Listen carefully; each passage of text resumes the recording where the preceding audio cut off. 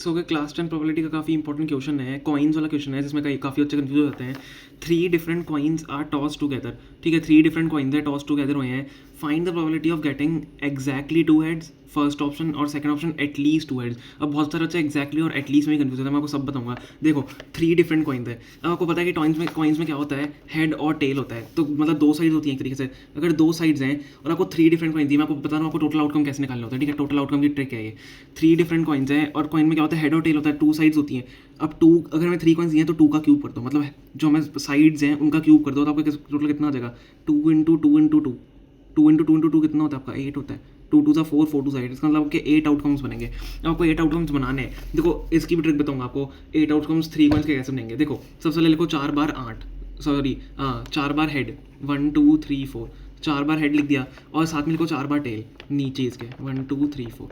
मैं ट्रिक बता रहा हूँ आपको, ठीक है, आउटकम्स बनाने की। आपको इतना हेड नॉर्मल, अगर 2 कॉइन्स दिए हुए हैं, 2 कॉइन्स दिए हुए हैं, या 1 कॉइन की बात करते हैं, तो 1 कॉइन में क्या होता है, 1 कॉइन में क्या होता है, एक हेड होता है और एक टेल होता है। 2 कॉइन्स में आपका 2 2 4 होता है, तो 4 आउटकम होता है, हेड हेड, फिर हेड टेल हेड, इस टाइप से बनता है, ठीक है। समझ में आ गया। तो इसमें क्या करेंगे, 4 बार हेड लिखेंगे, 4 बार टेल लिखेंगे।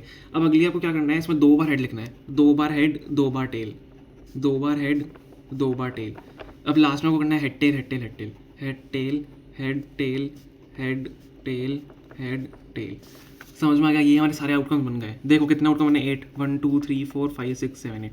तो यही जब 3 कॉइन को टॉस करोगे तो आपके इस टाइप के आउटकम्स बनते हैं, आपको पता है, आपको बनाने होते हैं। तो मैंने आपको ट्रिक भी बता दिया, 4 बार एच 4 बार टी, देन 2 बार एच 2 बार टी, देन 1 बार एच 1 बार टी, ठीक है। अब हमें क्या करना है, एग्जैक्टली 2 हेड्स की probability. First option, probability of exactly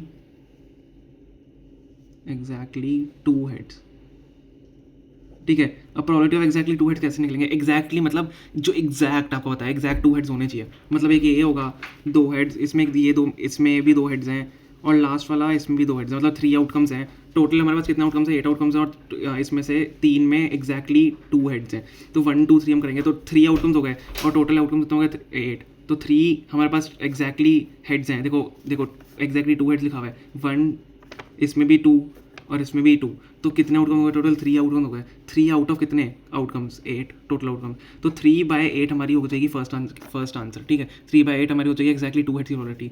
अब सेकंड हमारे पास क्या है, एटलीस्ट 2 हेड्स। अब एटलीस्ट 2 हेड्स की प्रोबेबिलिटी क्या होती है, एटलीस्ट मतलब 2 हेड्स होने चाहिए, उसके अलावा भी हो सकते हैं, एटलीस्ट होने चाहिए। तो ये 3 तो है ही, और साथ ही में आप एक देखोगे कि ये भी है हमारे पास, इसमें भी 2 हेड्स आ रहे हैं, लेकिन तीसरा भी, उसका कोई फर्क नहीं पड़ता, मैं एटलीस्ट दिया हुआ, एटलीस्ट 2 हेड्स होनी चाहिए। तो बाकी देखो सब में एक ही है, इसमें तो है भी नहीं। तो टोटल हमारी कितनी हो जाएगी प्रोबेबिलिटी ऑफ एटलीस्ट वाली, एटलीस्ट 2 हेड्स वाली, कितनी हो जाएगी प्रोबेबिलिटी, 4/8, 4/8। अब 4/8 कितना होता है, अगर इसको सिंप्लीफाई करते हैं तो 1/2 होगा, तो 1/2 उसका आंसर हो जाएगा। तो फर्स्ट पार्ट का आंसर 3/8, सेकंड का 1/2। आई होप आपको समझ में आ गया होगा, और मैंने आपको ट्रिक भी बता दिया साथ में। Okay, thank you so much for watching.